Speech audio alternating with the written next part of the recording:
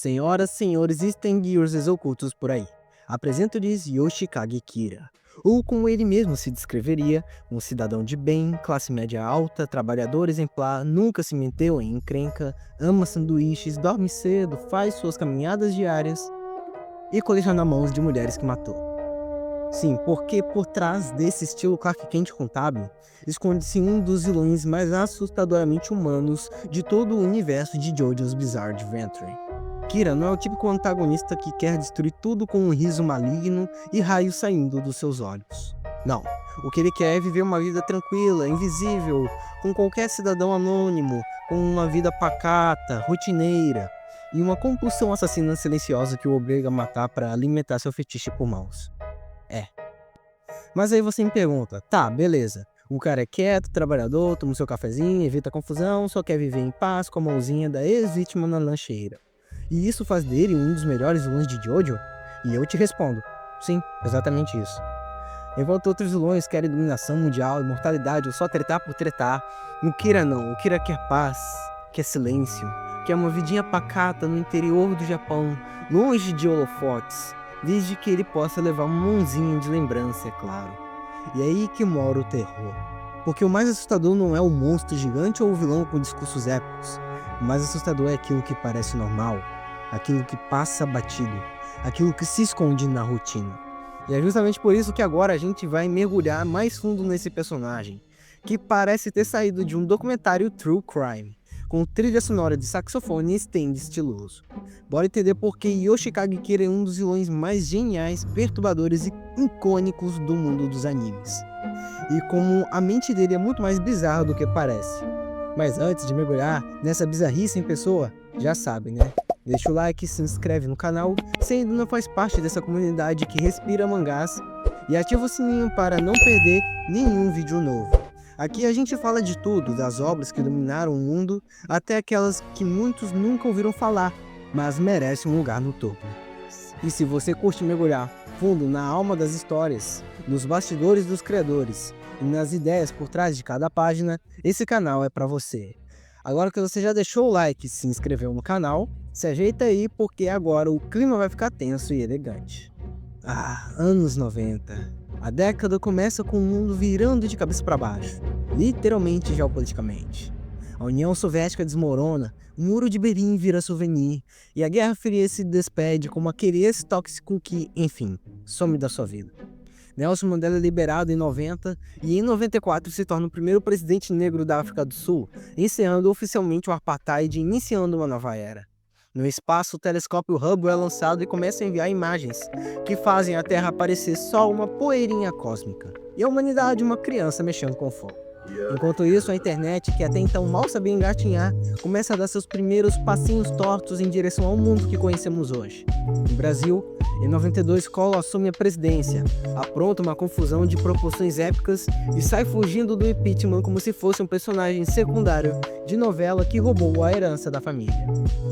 2 anos depois, somos presenteados com um plano real e uma nova moeda. Adeus hiperinflação, olá estabilização econômica. Até parece que a coisa ia melhorar, não é? Mas vamos dar um pulinho no Japão, ou melhor, vamos afundar na década perdida, como ficou conhecida por lá.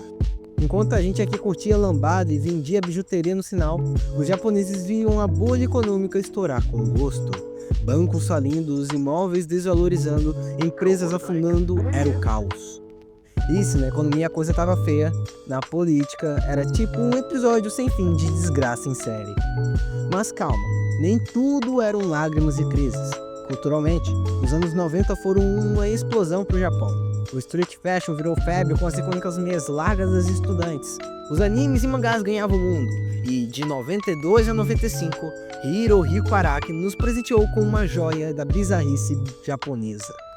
JoJo's Bizarre Adventure Diamonds Unbreakable. E olha, se eu fosse fazer uma tier list das partes de JoJo, essa com certeza estaria ali no topo. Só atrás da parte 7, da parte 2 e talvez da parte 3. Diamonds Unbreakable captura perfeitamente o espírito da época. Araki faz uma transição de uma aventura global contra o vampiro gostosudo, quer dizer, amaldiçoado, para uma rotina pacata no interior do Japão. Mas calma, é JoJo, nunca é só isso. Aqui o verdadeiro terror não vem do e se de um apocalipse, mas do e se do cotidiano, o mal escondido no ordinário, no aparente normal. E a cereja do bolo é o vilão Yoshikage Kira. Só o nome já bate aquela nostalgia agridoce dos anos 2000. Kira, lembra? Mas esse aqui tem suas próprias particularidades. Perfeccionista, frio estrategista, parece até um primo distante do Kira do Death Note. Mas com um detalhe, fetiche por mãos. Sim, mãos. Ah, você achou isso bizarro? Irmão, no Japão, roubo de calcinha já é um crime comum há anos. E se você nunca ouviu um caso desses por aqui, parabéns pelo bairro que você mora. Tem gente que tem tesão por pé, mas quem sou eu pra julgar? O que torna ele realmente perturbador não é o seu fetiche por mãos, é a banalidade do mal que ele representa. Que ele é um reflexo do perigo real, aquele que se esconde no cotidiano, na aparência comum, no vizinho de boa que só quer que o mundo deixe-o em paz. Mesmo que para isso ele precise explodir algumas pessoas com seu stand assassino e elegante. Killer Queen. E sim, se você está se perguntando se é uma referência à música da banda Queen, se prepara porque os nomes dos stands e suas habilidades são principalmente inspirados nas músicas da banda Queen. O Kira não grita, não surta. Não muito, é claro. Ele não quer ser o rei do mundo. Ele só quer viver. Mas viver do jeito dele. E é essa dicotomia entre a normalidade e o monstruoso que faz de Kira um dos vilões mais brilhantes, sombrios e inesquecíveis de todo o mangaverso. Kira é a representação perfeita do medo dos japoneses daquele momento, do caos econômico e político que a bolha trouxe, a qual dificultou a vida de milhares de pessoas. Isso se faz presente na obra com menção sobre os acontecimentos relacionados ao pai de Okuyasu. Medo do que pode acontecer ou está acontecendo. A sua encarnação é o Yoshikage Kira. Algo que pega quem assiste a parte 4 pela segunda vez é que antes mesmo de sermos introduzidos a ele, pelo quase acidente de carro que já vou falar, ele está presente em Morio em alguns episódios como um mero figurante, mostrando a sua pacatilidade, a banalidade do mal. Além disso, é uma bela demonstração reflexo da realidade, por conta da possibilidade, ainda que a porcentagem seja baixa, de encontrar ou passar por algum criminoso ou assassino na sua rua. Sim, quando você está indo lá comprar pão, a chance de você ter encontrado um assassino ou um criminoso é bastante alta. Bom, não é alta, exorbitante, mas não é zero. Então, toma cuidado. E isso se torna um excelente comparativo feito pelo próprio Araki, pelo autor, demonstrando o quão incrível é a capacidade narrativa de descrever os personagens. Voltando para o Kira quando foi nos introduzido, é também distinto quando se compara com os outros vilões enfrentados até então. Dio é nos apresentado como a encarnação da maldade e ambição, apesar disso ser o produto do seu passado mais tarde, se tornando a droga de um vampiro que todo mundo acha que tinha ido jogar no Vasco, mas a realidade é que ele foi de titular para reserva só depois da ida do Cas para a aposentadoria que o querido técnico Araki escalou ele de novo para participar mais de uma jogada. É claro que ele voltou com uma pitadinha de doping, O Cas tem para mim a minha apresentação favorita. Ai, ai, ai, ai! Ele mostra perfeitamente a sua aura do quão superior ele é. Já o Kira é nos apresentado ou introduzido quase matando um membro do nosso querido elenco atropelado. Um acidente banal, diga-se de passagem. Afinal, quem nunca foi ou quase foi atropelado? Sendo inclusive mais provável de acontecer do que você tropar com um assassino na rua. Refletindo bem a sua temática do medo do cotidiano. Como pode-se perceber, assim como um tal de Light, Yoshikage também é perfeccionista. Em inúmeras lutas das quais ele enfrenta sozinho, porque ele não possui nenhum subalterno, como os outros dois vilões, é notória sua racionalidade e estratégia para combater os inimigos, usando sempre de táticas tanto na luta contra o Shigeki, contra o Koichi e o Jotaro, e nas lutas contra o Josuke, principalmente na sua luta final.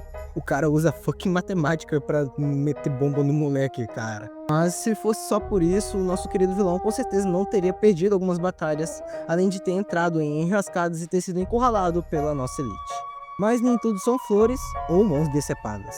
A genialidade tática de Kira não impede de cometer erros, porque no fundo ele é movido por um instinto que ele mesmo não consegue controlar totalmente, o seu fetiche. E é isso que sempre coloca ele em apuros. Ele não mata por prazer sádico como Dio, nem por dominação como Kaz. Ele mata por compulsão. É a quebra de sua rotina, o risco de ser descoberto que o leva a novos crimes. A mão perfumada na bolsa, o sanduíche bem feito, o corte feito nas unhas.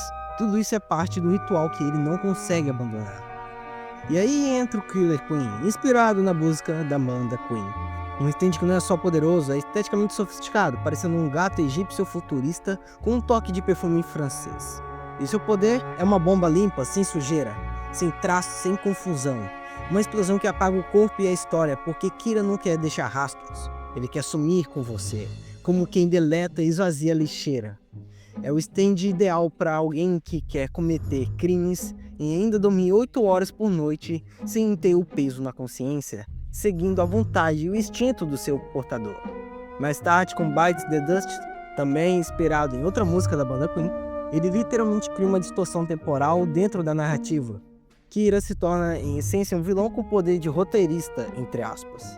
Ele reseta o dia, apaga as memórias, muda o destino. E tudo isso para proteger o seu anonimato e continuar vivendo sua vidinha normal. O objetivo não é matar os heróis, é voltar à paz. O que é interessante é como o Bites the Dust opera diferente do Killer Queen. Ele segue mais a racionalidade de Yoshikage Kira, sendo sempre ativado paralelamente contra a vontade do próprio portador. Ele é ativado por terceiros, não pelo próprio Kira. E isso vai contra, inclusive, várias vezes o próprio instinto primitivo, o próprio prazer do portador.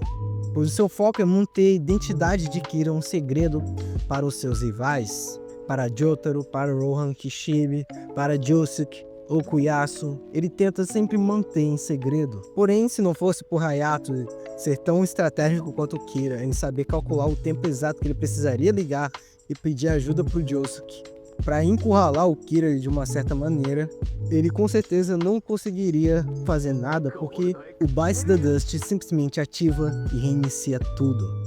Sempre. Fazendo com que quem esteja amarrado a essa bomba volte no tempo toda hora. Viva o dia até a bomba explodir de novo e de novo e de novo. Até ele aceitar que nada pode ser feito. Até que Kira jamais tenha sua identidade revelada. E isso é o que talvez seja mais assustador, porque Yoshikage Kira não é movido por raiva, por dor, por ambição. Ele é o resultado final de um colapso silencioso, econômico, social e moral. Ele é o cidadão modelo da década perdida, que esconde os horrores atrás da boa aparência. Ele é a sombra da normalidade. E é por isso que ele assusta mais do que qualquer deus egípcio ou vampiro milenar. Porque ele pode estar sentado do seu lado no ônibus, olhando para sua mão e pensando: mas que belo formato elegante. E se você chegou até aqui sem desmaiar com tanta informação, parabéns. Agora você merece e é digno de ter o seu stand. Vai tomar essa flecha e ver qual vai ser seu novo poder. Agora, faz aquele seu ritual sagrado dos guerreiros da internet. Deixa o seu like, se inscreve no canal e ativa o sininho. Porque sim, o algoritmo é igualzinho Yoshikage Kira. Quieto, misterioso e só gosta de quem se comporta direitinho.